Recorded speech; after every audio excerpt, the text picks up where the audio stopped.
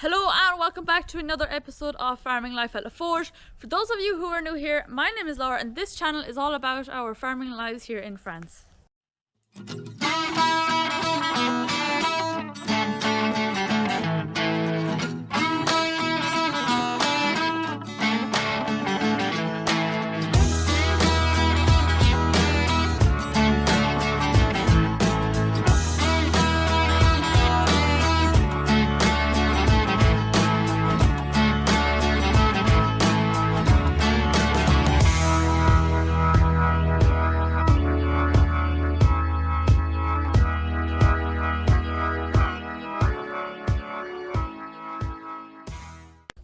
So in today's episode we have got a few things going on. So obviously I will explain to you the 3 disasters that happened to us over the past few days. So I'll be explaining that at the end of today's videos. But first I will show you guys what Dad is doing in our big cattle shed. So he's making something there, so I'll explain it to you in just a second and show you then how he's making them. And then I will also be showing you two other inventions that I didn't show you last time that Dad made. So one of them is the perfusion board that you saw a few episodes ago that I was using, and also we have got a light box, so we will show you them. And then of course again at the end of the video explain to you what happened over the 3 days that have just been causing problems for us. So yeah, don't forget you can check out my Etsy shop. I will only be taking orders for personalized and to order gifts for the next week and a half, so that I can get them made and shipped out before Christmas. After that it's just going to be whatever I have already made that I'm selling. Yeah, so that'll be finishing up soon and probably won't be starting it again until next Christmas, maybe sometime in the summer, I don't know. But you can check out my Etsy shop in the link below. If you're looking for clocks, we have 2 different types of clocks, and we also have jigsaws and lots of other items. Whether you're interested in tractors, animals, whatever you want, anything can be personalized, so don't forget to check out that. Also, thank you to everybody who has subscribed, and don't forget if you want to hit the notification bell just to make sure that you don't miss out on any future episodes. And if you enjoy this video, please give it a big thumbs up. Okay, so we are on our main farm. So that shed there on the other side of them bars is a wooden shed. So that shed was there when we first arrived on the farm. It was the main cattle shed. Since then Dad has put up this big shed here. So I think he bought this shed in Ireland and put it up over here. So we mainly have the cattle in here in the winter time, but the past few winters hasn't really been too cold. It's starting to get a little bit cold now, so whether we need these or not this winter, I'm not sure. But this year Dad has started putting on these window shutters. So he started making these windows. So he just cut out into the wood that was already there. Don't know if you can see what there, it's just a bit of twine, but on the other ones, when they're finished, they have a rope on them just so we can let them up and down. The whole point of this is just to let more air and a bit of light into the shed from this side as well. So the past few years it has been a bit warmer during the winter, so when the shed is full, so this is another pen here that I'm standing in, would also have cattle in, and the other side would have cattle. So when the shed is full and it's not too cold, it can get a little bit stuffy, so we just said that this year we would open up here so that it's nice, bright, and just a lot more area for the cattle. And then when the winter comes, if there is snow or it is a very bad frost and getting very cold, we can then just let the shutters down and they will go back to the normal warm shed that they need. Dad has been making them. I'm going to show you what he's making now. So he's made 7 of them already that way. He is putting another one here, so you'll get to see him making that. So these episodes are mainly just explaining things going on, explaining things on the farm, showing some machinery, showing basically so that you can get to know the farm. There's not a lot going on at this time of year, especially for me. I'm mainly just in my workshop, so I will be showing you what Dad is doing more so than what I'm doing, and then I will just be explaining and making the videos. Also, I've just gotten Dad a new camera, so I'm going to be trying and filming with that very soon when I'm filming him. Hopefully the quality and everything works out well and that he can use that camera. Just because I am currently filming with the GoPro, it's a little bit small. He has big, thick, hard fingers from working. They don't really detect the touchscreen, so I have a now bigger that he's able to use, and hopefully he'll be able to do a bit more filming himself.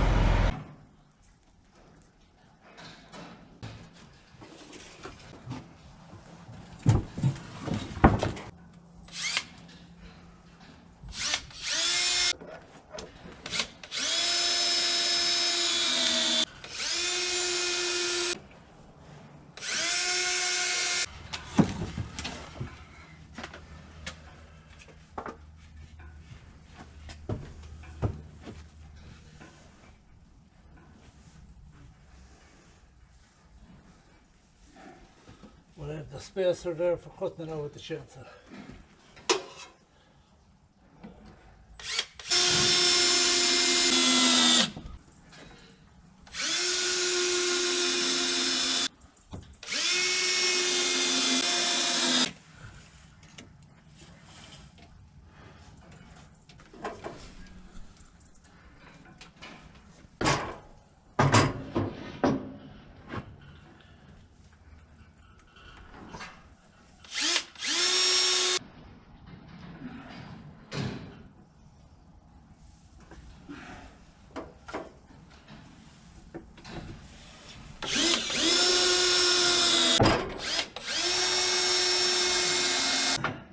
Back in the spacer.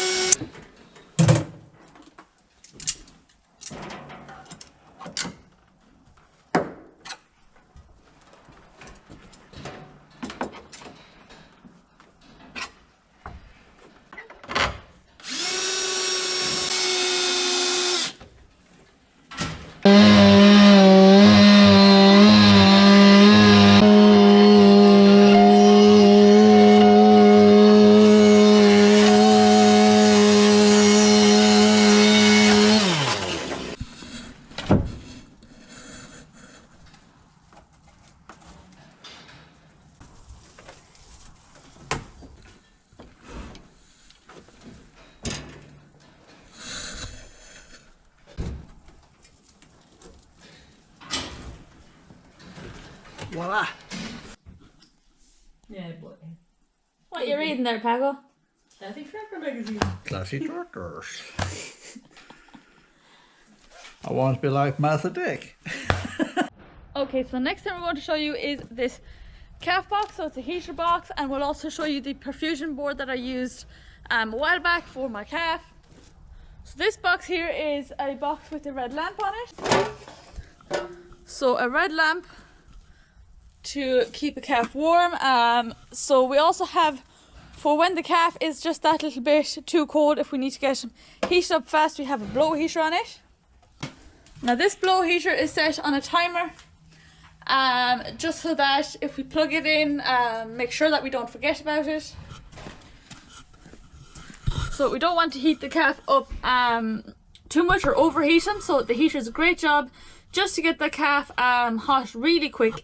And then we have the lamp here, so the average red lamp, just to keep him warm then. So if we have a sick calf, sometimes if he has a big drop in temperature, it is best to put him in here.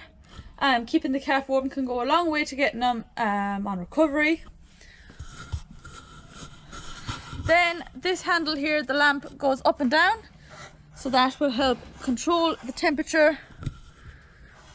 So that will help control the temperature of the calf.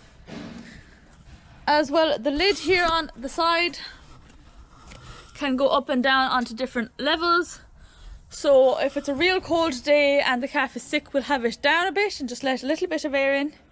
And then as the calf is getting better, before letting them straight back out into cold weather and having a big shock in temperature, we just let this up, bring the light up more and more and let this up and have more air in just to adjust him to the temperature. Also, so you have the door here for the calf to go in and out without having to break your back getting him in over. And then so that you're not carrying the calf around, we have this set up. So it is set up on wheels with handles here that flip up, and then you can just move it and carry it wherever you need to. So I'm going to show you guys now the board that I used last time a little bit better. So here is the board once again. So normally we leave the two of them beside each other, but as I needed it twice for my last calf, we just left it up here. So again, this folds up. So you can see there's hinges on it, so we can just fold up, fold it into this. Also, there's a spring on the back that you just pull out, and then this folds down and clips in there, so when you're carrying it along, it's not all flopping about. So then, when the calf needs perfusion, generally he has a hard time standing up, so it's quite easy to put him onto the board. As well, you can bring the board again to the calf without having to go around moving the calf about too much. So if he's in with the cow, you can just pull him outside to the other side of the gate and then bring the board to him, not putting too much stress on the cow if you're taking away the calf completely. And then there's two straps here at the front for his two front legs, and then there was two straps at the back. One of them just needs to be fixed, but now we just strap in his two legs with this one until we fix the second strap on that. And then there is a strap here for going around his head, so a lot of the time perfusions are in the neck, so we can just strap that around his nose so that when he has perfusion in the neck, he doesn't start moving and possibly do damage or pull out the perfusion. Also, so we have this arm here, so the arm is extendable from here. It flips over again and goes down there to clamp in. Well, then you can clamp it up. It doesn't move once it's up because, again, you have the spring-loaded pin. So on this we have a light. So it's an LED light, so that generally if we're in a dark shed, even here for the vet to be able to see the veins, so that LED light is there, so it just shines down directly onto the calf. And as well, there is a little hook there and a hook there if needed to hang the perfusion off of. As the perfusion needs to be high up, even if we're not in a shed, even if it is out in a field, that's the worst case scenario. We do try to bring them in, but you never know where or what could happen. So yeah, it's just a board that can be brought absolutely anywhere.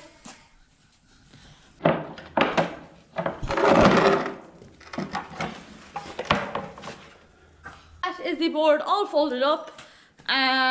So when Dad made them two products, we actually discovered that there is competition for ideas, so it's called Buyers New Ideas. I think that's what it's called. So we entered that competition. Mum actually entered, Dad just did a quick video and a few images and explained basically what our products were, and Dad ended up winning a prize on that competition for his two ideas. Okay, so why Dad came up with these inventions was about 4 years ago. We got a bad case of scour. Yeah, we just had a lot of calves. We had about 26 calves that needed a perfusion that got a bad case of scour. So it takes a long time. Every time you need to do a perfusion, you have to be there with the calf just to make sure that he's not moving. So with this, we can hook up the perfusion, and because the calf is tied down, we don't need to be sitting there looking at him, even though I did last time, but that was just my choice. So it saved a lot of time, because sometimes a perfusion can take 40 minutes or more. So that's when Dad invented this and the light box to go with it. The light box was for, some of them had a drop in temperature, so it just picks up their temperature that bit faster. As well with the fan that I showed you, they can really just bring up their temperature super fast, and then again that's on a timer so that you don't forget about it. Yeah, just overheating the calf can do even more damage, can reverse altogether. So Dad invented these two, he made them up. Thankfully we haven't had any bad cases of scour like that since. So now, before we bring the cows in for calving, we disinfect the shed, so we'll put lime under and then put the bedding on top. Also for the spring calving, so we vaccinate the cows that are going to be spring calving to just prevent getting scour in calves. It can lead to loss of calves, unfortunately, which is not what you want. And we haven't had any bad years like that. Again, 1 or 2 cases, my one for example the other day. And yeah, so on that note, it brings us to our 3 disasters. So the first disaster that happened was, of course, my calf. I'll actually put them back in order. So yeah, a few days ago, about 4 days ago now, one of our weanlings went down. He was just looking droopy. He was looking very down on himself. So we put him in a separate pen from the weanlings. He was a little bit staggery as well. So we just put him in a separate pen and kind of was monitoring how he was doing. The next day, so that was in the evening, the next day, he wasn't eating, he wasn't drinking, so we got the vet out. The vet then came out and yeah, looked at the weanling. So it was one of our bull spring-born weanlings. So he looked at him and said that the calf had gotten a trauma, which gave him some spinal injury and made him paralysed at the back end. So his 2 back legs just weren't working. So from this, we unfortunately had to make the hard decision to put him down. There's not really much else you can do in that case, only put an animal down. It's not fair to the animal to leave him suffering for longer if he's never able to get up, never able to walk again. I wouldn't like it myself, so I don't think a calf would like it, especially he'd be in a lot of pain. So yeah, we had to put the calf down. Also bringing me to my calf. So my calf then, nearly 2 weeks ago now, he went down with paralysing scour. We got the vet out, you've seen that. We did a perfusion on this very board right behind me there. So after the perfusion, he was a lot livelier. He didn't stand up straight away. We were giving him all the mixes of powders and sachets and his injections. He got up that evening though, and then over the course of the next 3 days, then after that, we were continuing on with the medicine. We stopped the medicine after 3 days like the vet had recommended. However, we did see a bit of a drop in him again. So we started the medicine straight back up. He was then gradually getting better. And then over the course of that week, he was just getting harder and harder to get up, to the point where he was barely able to get up by himself. He wasn't paralysed anymore because when we lifted him up, he was able to walk around. So obviously he was able to use his legs, he just hadn't got the power in his legs to lift himself up. So it was very time consuming as well, meaning that we couldn't just pick him up twice a day. He needed to walk about and move about as much as he could. Having a calf lying down all day, it just wouldn't be good for him. So we were out here a lot picking him up. It was quite hard for me as well to pick him up on his own at the last 3-4 days. It was just very bad. He was still drinking and eating fine until the morning actually that the weanling, we had the vet come out. We asked the vet to look at the calf as well. He gave him like a booster perfusion, so not the big bag, but just 2 of them bottles. So they were just like booster kind of glucose, hydrolytes, yeah, basically everything that he would be lacking from having diarrhea for so long. We also noticed that the calf was bleeding from the back end as well, so that meant that he got coccidiosis, or coccidiosis. Don't know how to pronounce it, but you get what I mean. Yeah, so that was just bad once we found out that he had that. So over the course of that day, we were then treating him for that. And the next morning I came out and he was lying flat, which is never good for a calf. He wasn't drinking or eating. Very, very droopy. Even standing him up, he just couldn't stand up himself. So unfortunately, that calf then, died. Jesse. It's not something that I like to see, but he was grunting that morning as well, very out of breath and grunting hard. So he was obviously in pain. It was internal bleeding. So just was not good to see the calf die only a few hours later. Good to see him out of pain. He wasn't recovering. I would have liked to have seen him recover, but unfortunately he didn't.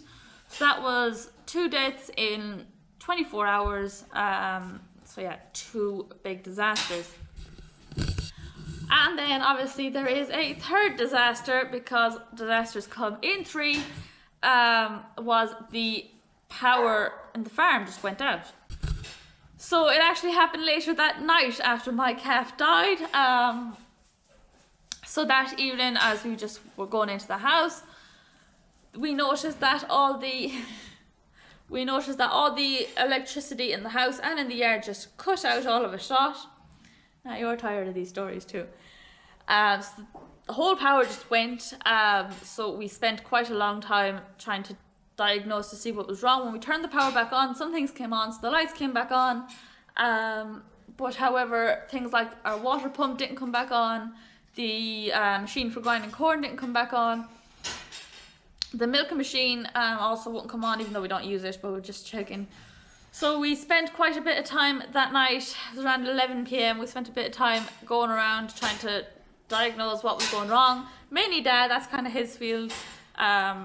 He's better at electric than me for sure. So going around checking, and we realised that everything that was 3-phase just wasn't working. So it was actually one of the trip switches for the 3-phase plugs that had blown.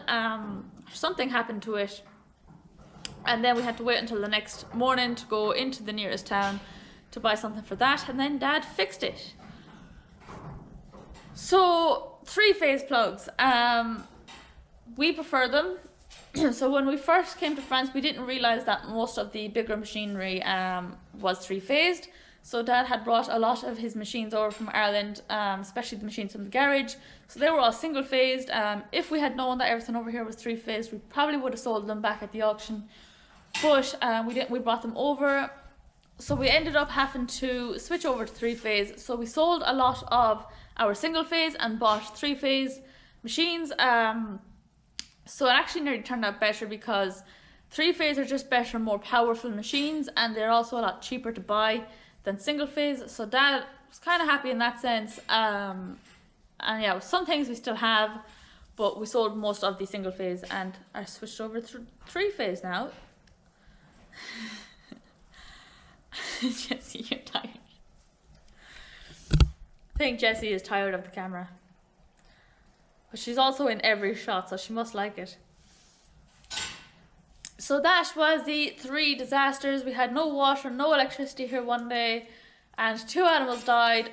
I'm hoping that's the end of our bad luck streak, because I don't know what else could go wrong right now. My other calves are still alive.